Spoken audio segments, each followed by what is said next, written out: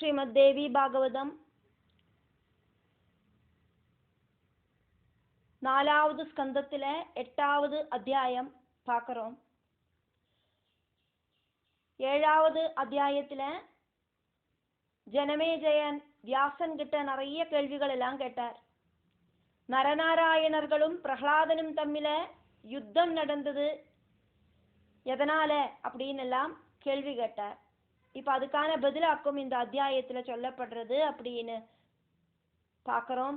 சூதன் சௌனகாதிகளுக்கு இப்படி நடந்தது அப்படின்னு கதை வர்ணிக்கிறார். அதனால சூத உவாச்ச 1வது ஸ்லோகம். இதி ப்ருஷ்டஸ்ததா விப்ரோ ராஜ்ஞா பாரீட்சிதேன வை உவாஜ விஸ்தராத் சர்வம் வியாச சத்யவதே சுதா. இப்படி பரீட்சித்தோடு புத்திரனா இருக்கிற ஜனமேஜயன் நிறைய சந்தேகங்கள் எல்லாம் கேட்டோன்னு சத்யவதி புத்திரனான வியாசன் ஜனமேஜயனோடு எல்லா கேள்விகளுக்கும் நான் டீட்டெயில் ஆயிட்டு பதில் சொன்னார். 2வது ஸ்லோகம். ஜனமேஜயோபி தர்மாத்மா நிர்வேதம் பரமம் கத சித்தம் துஷ்சரிதம் மத்வா வைராடீதனயஸ்ய வை.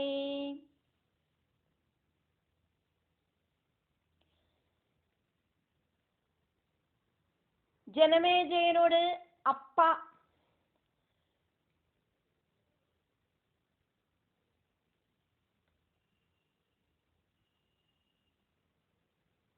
உத்தரையோடு புத்திரன்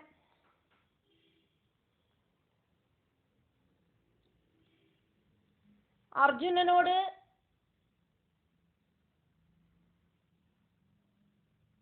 புத்திரனான அபிமன்யு, அந்த அபிமன்யுக்கும் உத்தரைக்கும் புத்திரனாயிட்டு ஜனிச்ச பரீட்சித்து, அந்த பரீட்சித்தாக்குமே ஜனமேஜயனோட அப்பா.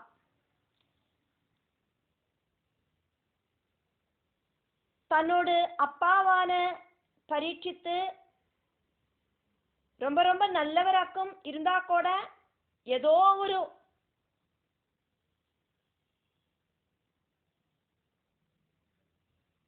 கெடுதலான டைம்ல அவருக்கு துஷ்ட சித்தம் உண்டாயிடுத்தே அப்படின்னு நினைச்சு தர்மாத்மாவான ஜனமேஜயன் ரொம்ப துக்கிச்சார். ஆருக்கும் எந்த கெடுதலும் நினைக்காதவராக்கும் பரீட்சித்து இருந்தா கூட அவருக்கு கூட இந்த மாயை அவரை ஆட்டி படைச்சதுனால அவருக்கு கூட துஷ்ட சிந்தனை, இறந்து போன பாம்பை தூக்கி சமீக மகர்ஷியோடு கழுத்துல போடணும் அப்படிங்கிற சிந்தனை வந்துடுத்தே அப்படின்னு நினைச்சு ஜனமேஜயன் ரொம்ப துக்கிச்சார். 3வது ஸ்லோகம். தாஸ்யைவோத்தரணார்த்தாய சகார சததம் மன விப்ராவமான பாபேன யமலோககதஸ்ய வை. சமீக மகர்ஷிய அபமானிச்ச காரணமாயிட்டுண்டான பாபத்தால யமலோகத்துக்கு போய் சேர்ந்த பரீட்சித்த எப்படி மீட்டு கொண்டு வரலாம், சொர்க்கத்துக்கு எப்படி கொண்டு வந்து சேர்க்கலாம் அப்படிங்கிற அந்த விஷயத்துல ஜனமேஜயன் அப்படிங்கிற அந்த ராஜாவோடு பரீட்சித்தோடு புத்திரனான ஜனமேஜய ராஜாவோடு மனசு எப்பவுமே அந்த சிந்தனையில முழுகின்னு இருக்கு. 4வது ஸ்லோகம். புன்னாமனரகாத்யஸ்மாத்ராயதே பிதரம் ஸ்வகம் புத்ரேதி நாம சார்த்தம் ஸ்யாத்தேன தஸ்ய முனீஸ்வரா.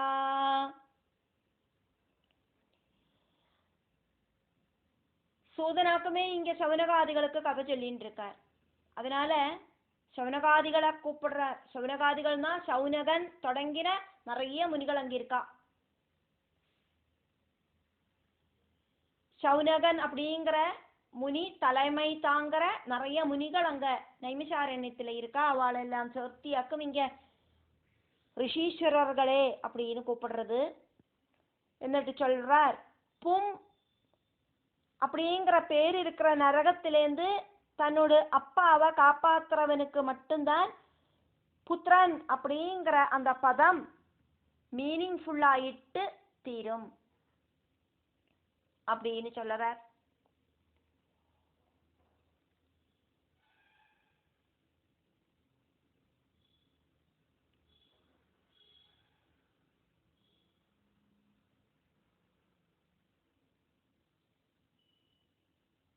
புத்திரன், பேரன், கொள்ளு பேரன், எள்ளு பேரன். இப்போ புத்திரன், பேரன், கொள்ளு பேரன்,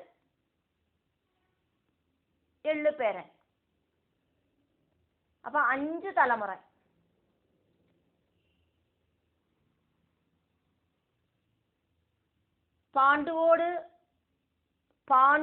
பாண்டுவோடு புத்திரன் அர்ஜுனன், அர்ஜுனனோடு புத்திரன் அபிமன்யு, அபிமன்யுவோடு புத்திரன்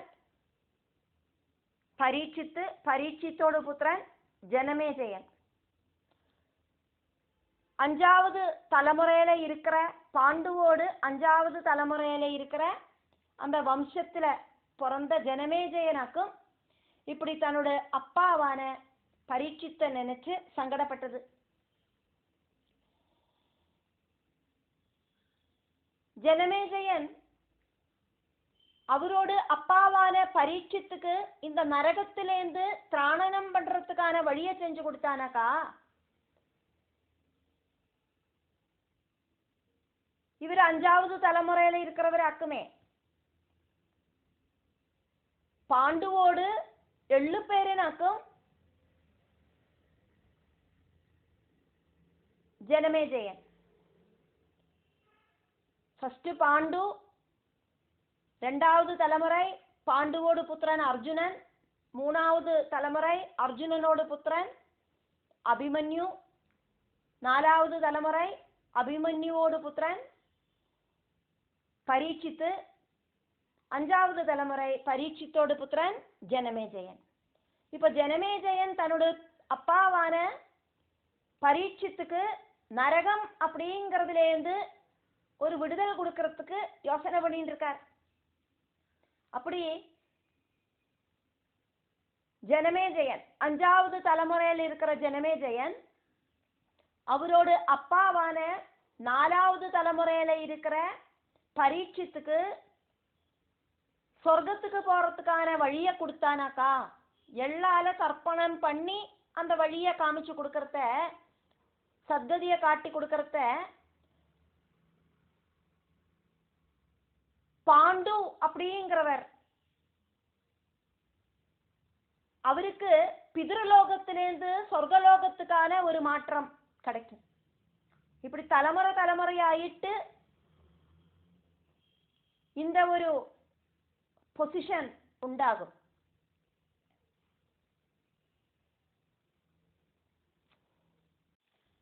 இங்க நம்ம பார்த்தது ஜனமேஜயன் எள்ளு பேரன், பரீட்சித்து பாண்டுவோடு கொள்ளு பேரன், அபிமன்யு பாண்டுவோடு பேரன், அர்ஜுனன் பாண்டுவோடு புத்திரன்.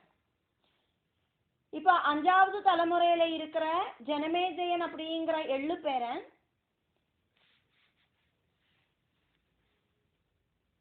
எல்லாம் யூஸ் பண்ணி சிராப்தம் செய்யறத பாண்டு அப்படிங்கிற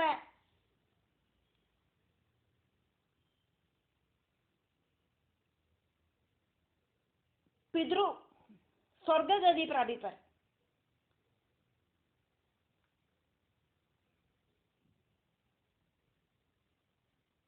மரணத்துக்கு அப்புறம் டைரக்ட் ஆயிட்டு சொர்க்கத்துக்கு போக சாதிக்காது இந்த ஜீவனுக்கு.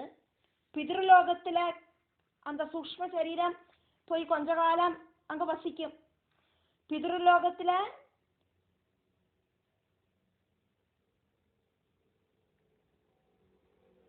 மூணு விதமான பொசிஷன் எல்லா பரம்பரையிலேருந்தும் உண்டாகும். வசுரூபம், ருத்ரரூபம், ஆதித்ய ரூபம் அப்படின்னு. ஸ்ராத்தம் செய்கிற டைமில் பிதா, பிதிருபிதா, பிரபிதாமகா இப்படின்னு 3 பிண்டங்களாக்குமே வைக்கிறது. அப்பாவுக்கு, அப்பாவோட அப்பாவுக்கு, அவரோட அப்பாவுக்கு. இந்த 3 பேரும் பிதிருலோகத்துல இருப்பா. 5வது தலைமுறையில இருக்கிற ஒருத்தர் அவரோட அப்பாவுக்கு சிராத்தம் செய்யறத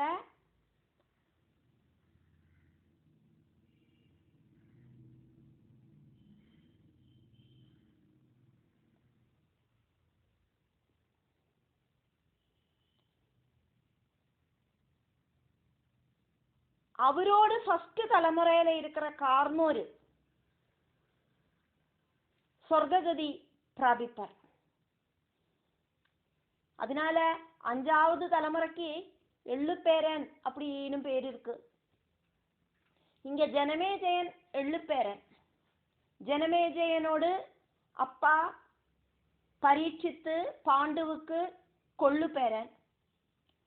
பாண்டுவோடு பேரனாக்கும் அபிமன்யு, பாண்டுவோடு புத்திரனாக்கும் அர்ஜுனன்.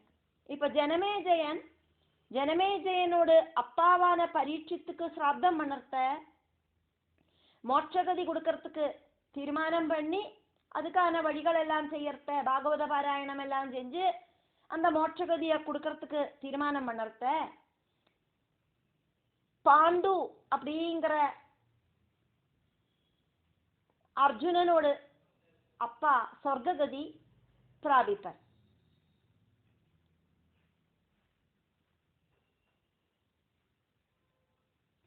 அதையாக்கும் இங்க சொல்லப்பட்டிருக்கு. பும் அப்படிங்கிற நரகத்திலேருந்து சொந்தம் பிதாவை ரட்சிக்கிறவனுக்கு மட்டும்தான் புத்திரன் அப்படிங்கிற சப்தம் மீனிங்ஃபுல்லாயிட்டு இருக்கும். 5வது ஸ்லோகம். சார்பதஷ்டம் நிருபம் ஸ்ருத்வா ஹர்ம்யோபரிமிருதம் ததா விப்ரசாவாதௌத்தரேயம் ஸ்நானதான விவர்ஜிதம். பிராமண சாபத்தால சர்ப்ப தம்சனம் உண்டாயிட்டு ஸ்நான தான விஷயங்கள் ஒன்றும் இல்லாதக்கு உத்தரையோடு புத்திரனான பரீட்சித்து பூமியில அல்லாதக்கு அந்தரீட்சத்துல, அதானது மாளிகை முகளில பெரிய ஒரு மாளிகை பணிது அந்த மாளிகைக்கோடு முகளில மட்டுப்பாவில இறந்து போனார் அப்படிங்கிறத கேட்டுண்டு. 6வது ஸ்லோகம். பிதுர்கதிம் நிஷம்யாசௌ நிர்வேதம் கதவான் நிருப பாரீட்சிதோ மகாபாகா சந்தப்தோ பயவிஹ்வலா. ஜனமேஜயன் அவரோடு அப்பாவுக்கு கடக்க போற துர்கதிய தெரிஞ்சுக்கவும் செஞ்சார். அதனால ரொம்ப ரொம்ப சங்கடம் வந்து சிரஷ்டனான அந்த ஜனமேஜய மகாராஜா ரொம்ப துக்கம் வந்து பயம் வந்து கவலையில ரொம்ப ரொம்ப தளர்ந்து போயிட்டார். 7வது ஸ்லோகம். பப்ரச்சாத முனிம் வியாசம் கிருஹாகதமனிந்திதா நரநாராயணஸ்யேமாம் கதா பரமவிஸ்திருதாம். அப்படி இருக்கிறத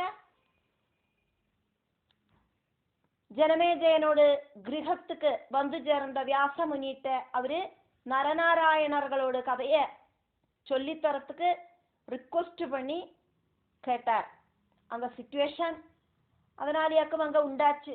சங்கடத்தோடு கூடி இருக்கிற அவரோட முன்னால வியாசர் வந்தோட நரநாராயணர்களோட கதைய சொல்லித்தரத்துக்கு சொன்னார் ஜனமேஜயன். அப்படின்னு சூதன் சௌனகாதிகளுக்கு எக்ஸ்பிளைன் பண்றதையாக்கும் பார்த்துட்டு இருக்கோம். இப்போ வியாசர் ஜனமேஜயனுக்கு சொல்ற மாதிரி சொல்லப்படுறது. அதனால வியாச உவாஜா. 8வது ஸ்லோகம். ச ஏதா நிஹதோ ரௌத்ரோ ஹிரண்யகசிபுர்நிருப அபிஷிக்தஸ்ததா ராஜ்யே பிரஹ்லாதோ நாம தத்சுத. ரௌத்ரமூர்த்தியான ஹிரண்யகசிபு கொல்லப்பட்டோன அவரோட புத்திரனான பிரஹ்லாதன் ராஜாவாயிட்டு அபிஷேகம் செய்யப்பட்டார். 9வது ஸ்லோகம். தஸ்மின் சாசதி தைத்யேந்திரே தேவ பிராமண பூஜகே மகைர் பூமியாம் நிருபதயோ யஜந்த ஸ்ரத்தயான்விதாக. தேவர்கள் அதே மாதிரி பிராமணர்கள் இவாளையெல்லாம் பூஜிக்கிற அந்த அசுர சிரஷ்டனா இருக்கிற பிரஹ்லாதன் ராஜாவாயிட்டு வாழ்ந்துட்டு இருக்கிறத அந்த பூமியில ராஜாக்கள் அத்தனை பேரும் ஸ்ரத்தையோடு கூடிட்டு யாகங்கள் செஞ்சா. யாகங்கள் செய்யறதெல்லாம் பிரகலாதனுக்கு ரொம்ப பிடிக்கும். ஆரும் யாகம் பண்ணக்கூடாது அப்படின்னு பிரகலாதன் ஆரையும் தடங்கல் பண்ணலை. அசுரர்கள் சாதாரணமாயிட்டு தேவர்களையோ பிராமணர்களையோ பூஜிக்கிறத தடசம் பண்ணுவா. இங்க பிரகலாதனுக்கு தேவர்களையும் பிராமணர்களையும் பூஜிக்கிறது அப்படின்னா ரொம்ப பிடிக்கும். அதனால எல்லாரும் பயம் இல்லாதக்கு பகவானை கூப்பிட்டு யாக கர்மங்கள் எல்லாம் செஞ்சா. 10வது ஸ்லோகம். பிராமணாஸ்ச தபோ தர்ம தீர்த்தயாத்ராஸ்ச குர்வதே வைஷ்யாஸ்ச ஸ்வஸ்வவிருத்திஸ்தா சூத்ரா சுஸ்ரூஷணேரதா. பிராமணர்கள் தபசு தர்மம் தீர்த்தாடனம் இப்படி இருக்கிற விஷயங்கள் எல்லாம் யதாவிதி அனுஷ்டிச்சா. வைஷ்யா அவளோட விற்த்திகளில முழுகினா. சூத்ரர்கள் அடுத்த வாழ சுஸ்ரூஷிக்கிறதுல ரொம்ப ரொம்ப தீவிரமா இருந்தார். 11வது ஸ்லோகம். நிருசிம்ஹேன ஜபாதாளே ஸ்தாபித சோததைத்யராட் ராஜ்யம் சகார தத்ரைவ பிரஜாபாலன தத்பர. அதுக்கப்புறமா பிரஹ்லாதனை நரசிம்மமூர்த்தி பாதாளத்துக்கே அதிபதி ஆயிட்டு வாழ வச்சார். அங்கேயும் பிரஹ்லாதன் பிரஜகளோடு தால்பரியத்துக்காயிட்டு அந்த ராஜ்யத்தை பரிபாலனம் பண்ணினார். 12வது ஸ்லோகம். கதாச்சித் பிருகுபுத்ரோத செவனாக்யோ மகாதபா ஜகாம நிர்மதாம் ஸ்நாதும் தீர்த்தம் வை வியாஹிருதீஸ்வரம். ஒருக்கா பிருகுபுத்திரனாய் இருக்கிற செவனன் அப்படிங்கிற பெரிய தபசி நர்மதா நதியில தீர்த்தஸ்தானமாய் இருக்கிற ஓங்கார குண்டத்துக்கு தீர்த்த ஸ்நானம் பண்றதுக்கு போனார். 13வது ஸ்லோகம். ரேவா மகாநதீம் திருஷ்ட்வா ததஸ்தஸ்யாமவாதரத் உத்தரந்தம் பிரஜக்ராஹ நாகோ விஷபயங்கரா. மகாநதியாயிருக்கிற அந்த ரேவதிய தர்ஷிக்கிறத அவரு அதுல இறங்கி ஸ்நானம் பண்ணினார். அந்த ரேவதி நதியில இறங்கி ஸ்நானம் பண்ணினார். கரையில ஏறறதுக்கு ரெடி ஆனவன ரொம்ப ரொம்ப விஷம் இருக்கிற ஒரு சர்ப்பம் அவரை பிடிகூடித்து. பிரம்மாவோடு புத்திரனான பிருகுக்கு கர்தம பிரஜாபதியோடு புத்திரியான தியாதி அப்படிங்கிற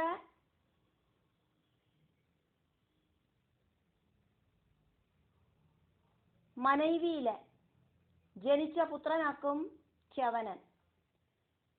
செவனன் பெரிய மகர்ஷியாக்கும் அசுரகுருவான சுக்கிரமுனியும் பிருகுவோடு புத்திரனாக்கும். செவனனுக்கு சுகன்யா அப்படிங்கிற பத்னியில ஜனிச்ச புத்திரனாக்கும் பிரமதி அப்படிங்கிற தாபசன். பிரமதிக்கு கிருதாஜி அப்படிங்கிற அப்சர ஸ்திரீல ருரு அப்படின்னும் சுனகன் அப்படின்னும் பேர் இருக்கிற 2 புத்திரர்கள் ஜனிச்சா. அந்த சுனகனோட புத்திரனாக்கும்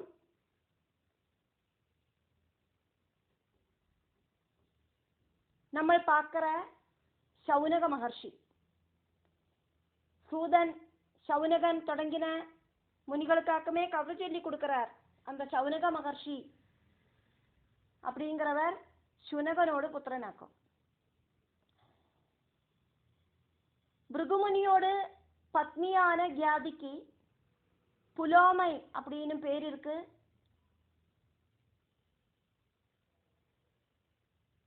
கர்ப்பவதியான புலோமை ஆசிரமத்துல தனியா இருக்கிறத புலோமன் அப்படின்னு பேர் இருக்கிற ஒரு அசுரன் அங்க ஏறி வந்தான்.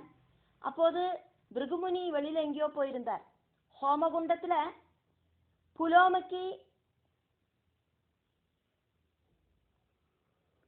பாதுகாப்புக்கு ஆயிட்டு அக்னி மட்டும் எரிஞ்சுன்னு இருந்தது.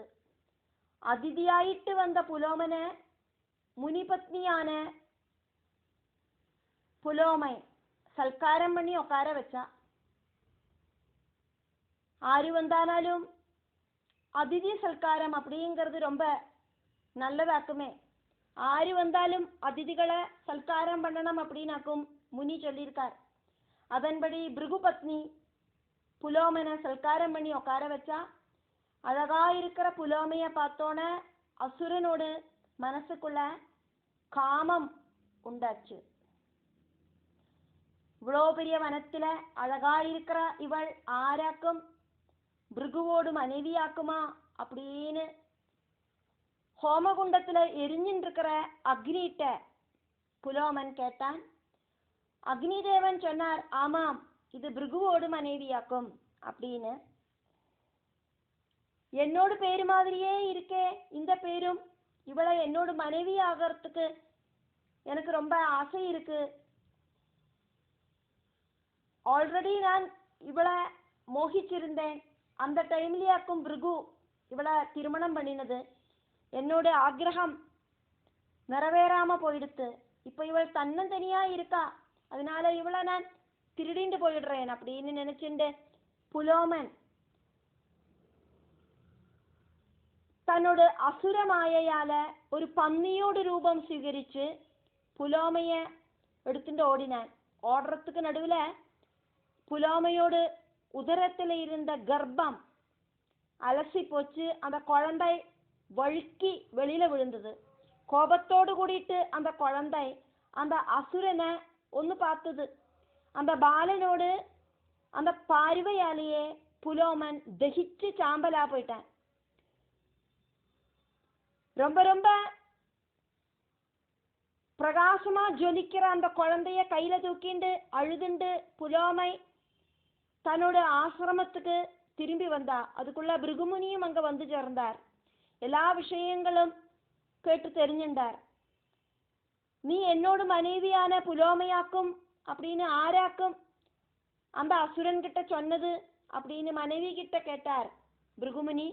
அக்னி பகவானாக்கும் அப்படின்னு புலோமை பதில் சொன்னா. அதை கேட்டு கோபம் வந்த மகர்ஷி அக்னி பகவானை சபிச்சார். சுத்தமான வஸ்துக்களையும் அசுத்தமான வஸ்துக்களையும் ஒரு வித்தியாசமே இல்லாம சாப்பிட்டு நீ களங்கப்பட்டு போகட்டும் அப்படின்னு சபிச்சார். அக்னி பகவான் உடனே கேட்டார், மகாமுனே, நான் உண்மை சொன்னதுக்காக்குமா என்ன நீங்கள் சபிக்கிறாள்? விதியோடு புத்திரனான பிரம்மபுத்திரனான நீங்கள் இப்படி செஞ்சா சரியாக்குமா? எனக்கு உங்களையும் திரும்ப சபிக்கலாம், ஆனா நான் அது செய்ய மாட்டேன். உங்களோட தவறு என்னவாக்கும் அப்படின்னு உங்களுக்கு தெரிய வரும். மனுஷா செய்யற எல்லா புண்ணிய கர்மங்களுக்கும் சாட்சி அக்னியான நானாக்கும். நான் சத்தியமாக்கும். எல்லாவித அஜ்ஞான அந்தகாரங்களையும் இல்லாம பண்றது நானாக்கும். யாகாதி கர்மங்களோட ஹவிசும் എന്നിലെയാക്കും എല്ലാരും ஹோமிக்கிறா, சிருஷ்டிக்கும் சம்ஹாரத்துக்கும் சாட்சியாயிட்டு நான் வேணும். அப்படி இருக்கிற என்னையாக்குமே நீங்கள் சபிச்சது அப்படின்னு அக்னி தேவன் பிருகு கிட்ட சொன்னார். இப்படி சொன்னதுக்கு அப்புறம் அக்னி தேவன் அந்த பூமியிலேருந்தே காணாம போயிட்டார். நான் இல்லைன்னா என்ன ஆகும் பாரு அப்படின்னு சொல்ற மாதிரி காணாம போயிட்டார். அக்னி காணாம போனோன்னு உலகத்தில் இருக்கிற சர்வ சல்கர்மங்களும் முடங்கிட்டு, யாகங்களும் ஹோமங்களும் நடத்த முடியாம ஆயிடுத்து. அதே மாதிரி வெளிச்சம் அப்படிங்கிறதே இல்லாம போயிடுத்து. ஆகாரம் சமைக்க முடியலை. அதையும் மீறி ஏதாவது சாப்பிட்டானா வயிற்றுக்குள்ள அக்னி இல்லாததுனால அது ஜீரணமாக மாட்டேங்கிறது. புண்ணியகர்மங்கள் செய்யறதுக்கு முடியாதக்கு பிராமணாலும் ரிஷிகளும் எல்லாம் சங்கடப்பட்டா. தேவர்களுக்கான யஜ்ஞபோகம் கிடைக்காம போச்சு. உலகத்துல சைதன்யமே இல்லாமச்சு. இதெல்லாம் அக்னி காணாம போனதுலேருந்து இந்த மாதிரி பிரச்சனைகள் எல்லாம் உண்டாச்சு. இதுக்கு ஒரு பரிகாரம் உண்டாக்கணும் அப்படின்னு நினைச்சிட்டு மாமுனிகளும் தேவர்களும் எல்லாம் சத்தியலோகத்துக்கு போய் பிரம்மாவை பார்த்து சங்கடத்தை சொன்னா, பிரம்மா உடனடியா அக்னியை தியானிச்சு வரவழைச்சார்.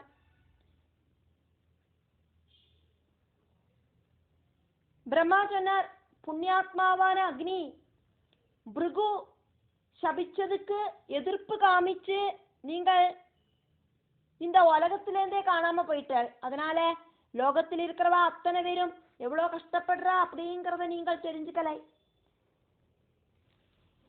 பிருகு உங்களுக்கு கொடுத்த சாபம் இனிமேல் உங்களுக்கு ஏசாது. உங்களோட ஜுவாலையில எவ்வளோ மலினமான பொருளும் கத்தி எரிஞ்சானாலும் அது மூலம் உங்களுக்கு எந்த விதமான களங்கமும் உண்டாகாது அப்படின்னு பிரம்மா சொன்னார். உங்களோட விசுத்தி கம்மியாகாது, தூய்மையா இருப்ப நீங்கள் எப்பவும். சூரிய ரஷ்மி அப்படிங்கிறது எப்படி தூய்மையா இருக்கோ, இந்த சூரிய ரஷ்மி ஹீனமான எந்த பொருள்ல ஸ்பர்ஷிச்சாலும் அது எப்படியாக்குமோ சூரியனுக்கு களங்கம் இல்லாம இருக்கு. அதே மாதிரி நீங்கள் என்னத்தை சாப்பிட்டானாலும் உங்களுக்கு அதனால எந்த களங்கமும் உண்டாகாது அப்படின்னு நான் இதா உறுதி தரேன். அசுத்தமான எந்த வஸ்துவும் உங்களோட ஸ்பர்ஷத்தால சுத்தமாயி தீரும் அப்படிங்கிறதையும் நான் சொல்றேன் அப்படின்னு பிரம்மா அக்னிக்கு உறுதி கொடுத்து அனுகிரகம் பண்ணினார். அதனால இந்த நொடியிலிருந்து நீங்கள் இந்த உலகத்தை அனுகிரகிக்கணும் அப்படின்னு சொன்னார். அக்னி பகவான் சந்தோஷமாயிட்டு பிரம்மாவை வணங்கி அங்கேருந்து கிளம்பினார். தேவர்களும் ரிஷிகளும் எல்லாம் சல்கர்மம் பண்ணி அக்னி தேவனை பூஜிச்சா. அப்படி இந்த அக்னி மறுபடியும் இந்த லோகத்துல பிரத்யட்சப்பட்டார். இப்ப சவுனகாதி ரிஷிகளே அப்படின்னு கூப்பிட்டு சூதனக கதை சொல்லிண்டாக்குமே இருக்கார். பிருகுபுத்திரனாயிட்டு ஜனிச்ச சவனனும் அப்பாவா மாதிரியே ரொம்ப சிரேஷ்டனான ஒரு முனி ஆயிட்டு இருந்தார். அவரு ரொம்ப ரொம்ப கருணை இருக்கிறவராயிட்டு இருந்தார். அதே மாதிரி அடுத்த வாளுக்கு என்ன கவலைனாலும் அதை போக்குறவராயிட்டு ஓடி வருவார். அவரோட மகத்துவத்தை எடுத்து காட்டுற மாதிரி ஒரு கதை இருக்கு. அவரு கங்கையோடு ஆழ்ந்த அகாதமான கர்த்தத்துல முங்கி படுத்துண்டு ஒரு விரதம் ஆரம்பிச்சார். அப்படி ஒராள் ஹைட்ல இருக்கிற தண்ணியில முங்கி படுத்துண்டு அவரு விரதம் ஆரம்பிச்சது யாருக்கும் தெரியாது. முக்குவர்கள் வலை வீசி மீன் இருக்கா அப்படின்னு பார்த்தோன்னே அந்த முக்குவர்களோட வலையில அவரு சிக்கினார். அந்த வலைய இழுத்து கரையில கொண்டு வந்து பார்த்தோன்னா மீனுக்கு பகரம் ஒரு மகர்ஷியாக்கும் அதுக்குள்ள உட்கார்ந்து இருந்தார். அதை பார்த்துட்டு முக்குவர்கள் எல்லாம் ஆச்சரியப்பட்டா. அந்த காலகட்டத்துல சந்திரவம்ச சக்கரவர்த்தியாயிருந்த நகுஷன் அதை கேட்டு திடீர்னு அங்க ஓடி வந்தார். வலையில சிக்கின அந்த பொருளோட விலை தர்ம சாசனம் அனுசரிச்சு முக்கூருக்கு கிடைக்க வேண்டியதாக்கும். அதனால முனியோடு விலையாயிட்டு முக்குவர்களுக்கு என்ன வேணுமானாலும் கொடுக்கறேன் அப்படின்னு ராஜா சொன்னார். என்ன கொடுப்பாள் அப்படின்னு செவன மகர்ஷி அந்த வலைக்குள்ள உட்காந்துட்டு கேட்டார். என்னோட சாம்ராஜ்யத்துல ஒரு ராஜ்யத்தை நான் பிரதிபலமாயிட்டு கொடுக்கறேன் அப்படின்னு நகுஷராஜா சொன்னார், முடியாது முடியாது, எனக்கு ஒரு ராஜ்யத்தோட வேல்யூ கிடையாது, அதுக்கும் மேல அப்படின்னு சொன்னார் செவனன். அப்போ நகுஷன் சொன்னார், 2 ராஜ்யத்தை கொடுக்கறேன் அப்படின்னு. கடைசியில ஒரு பெரிய சாம்ராஜ்யம் கொடுக்கறேன்னு நகுஷன் சொல்லிட்டும் செவன மகர்ஷி சொன்னார், மகாமுனே, உங்களோட விலையாயிட்டு நான் இந்த சிம்ஹாசனம்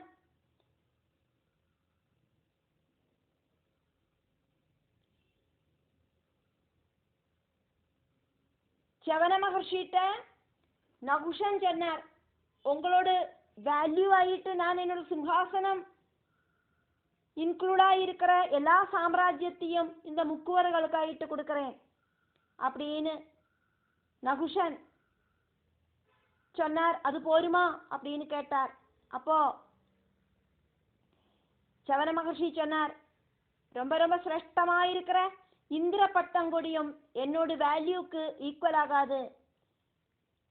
அதனால நீங்கள் அந்த முக்குவர்கள் கிட்ட நல்ல இனிமையான வார்த்தையில பேசுங்கோ. இந்திர பட்டத்துக்காக்குமா சாம்ராஜ்ய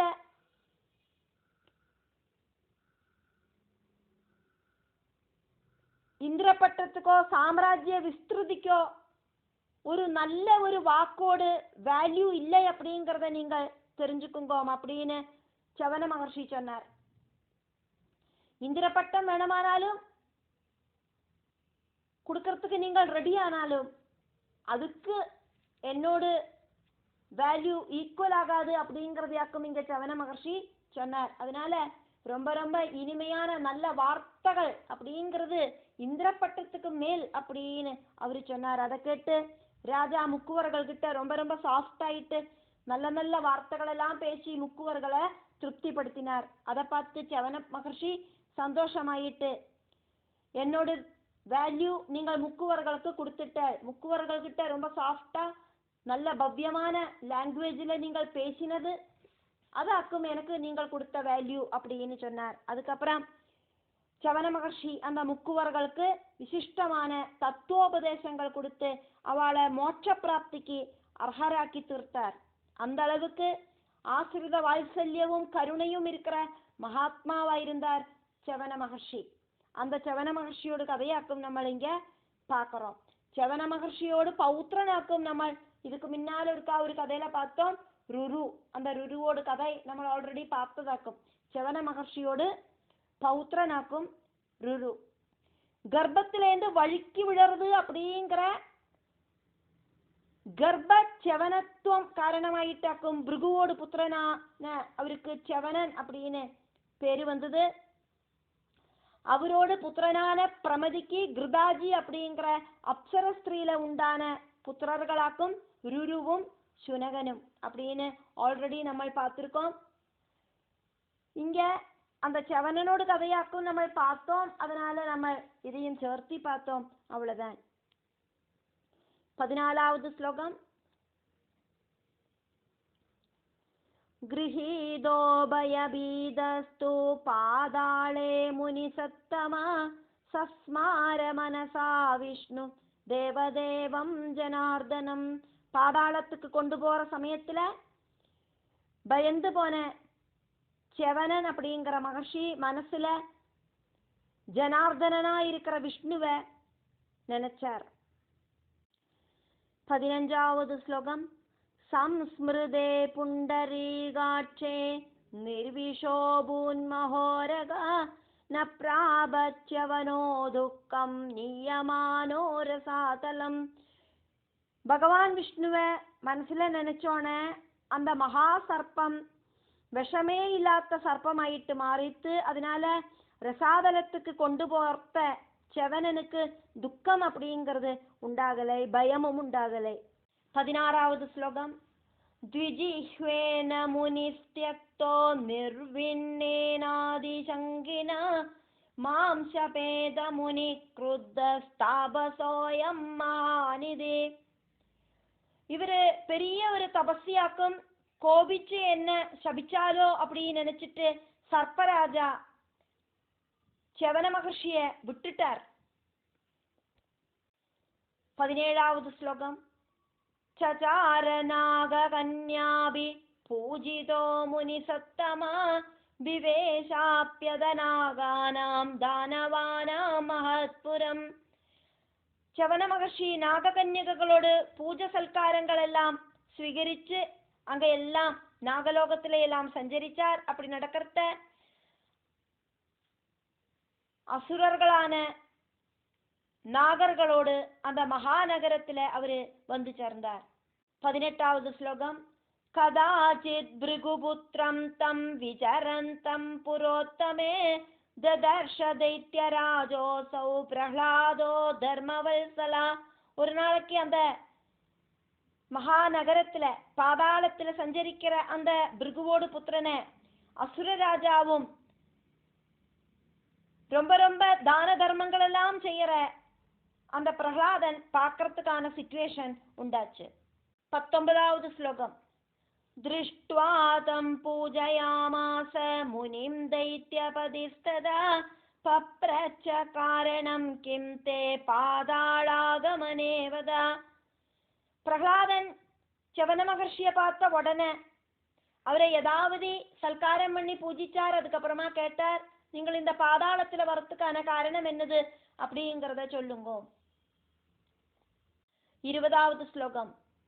பிரேஷிதோசி கிமிந்திரேன சத்யம் ப்ரூஹி திஜோத்தமா தைத்ய வித்வேஷயுக்தேன மம ராஜ்ய தித்ருச்சயா. ஹே பிராமணா, உண்மையை சொல்லுங்க. அசுர விரோதியான தேவேந்திரன் என்னோட ராஜ்யத்தை வந்து பார்த்துட்டு வரத்துக்கு உங்களை அனுப்பிச்சு விட்டதாக்கும் அல்லவா, அதனாலயாக்கும் நீங்கள் இங்க வந்திருக்க அப்படின்னு பிரஹ்லாதன் செவனன் கிட்ட கேட்டார். அதுக்கு செவனன் பதில் சொல்றதாக்கும் அடுத்த ஸ்லோகம். அதனால செவன உவாஜா, செவனன் பிரஹ்லாதன் கிட்ட பதில் சொல்றார். 21வது ஸ்லோகம். கிம் மே மகவதா ராஜன் யதஹம் பிரேஷித புனா தூதகாரியம் பிரகுர்வாண பிராப்தவான் நகரே தவா. ராஜாவே, உங்களோட ராஜ்யத்துக்கு என்ன அனுப்பிச்சு, தூத அனுப்பிச்சு அப்படி ஒரு விஷயம் செய்யறதுக்கு எனக்கும் தேவேந்திரனும் தம்மில என்ன ஒரு பந்தமாக்கம் இருக்கு.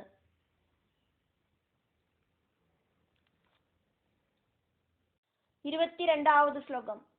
வித்திமாம் பிருகுபுத்திரம் தம் ஸ்வநேத்ரம் தர்மதல்பரம் மா சங்காம் குரு தைத்யேந்திரா வாசவ பிரேஷிதஸ்ய வை. தர்மதல்பரனும் ஆத்மஜானியுமாயிருக்கிற பிருகுவோடு புத்திரனாக்கும் நான் அப்படின்னு நீங்கள் தெரிஞ்சுக்குங்க. என்னோட பேரு செவனன். அதனால அசுரர்களோடெல்லாம் இந்திரனாயிருக்கிற பிரஹ்லாதா, தேவேந்திரன் சொல்லி அனுப்பிட்டு வந்தவனாக்கும் நான் அப்படின்னு நீங்கள் சந்தேகப்பட வேண்டாம். 23வது ஸ்லோகம். ஸ்நானார்த்தம் நர்மதாம் பிராப்த புண்ணிய தீர்த்தே நிருபோத்தமா நத்யாமேவாவதீர்ணோஹம் கிரஹீதஸ்ச மகாஹினா. ராஜாவே, குளிக்கிறதுக்கு நான் புண்ணிய நதியான நர்மதையில வந்து சேர்ந்தேன்.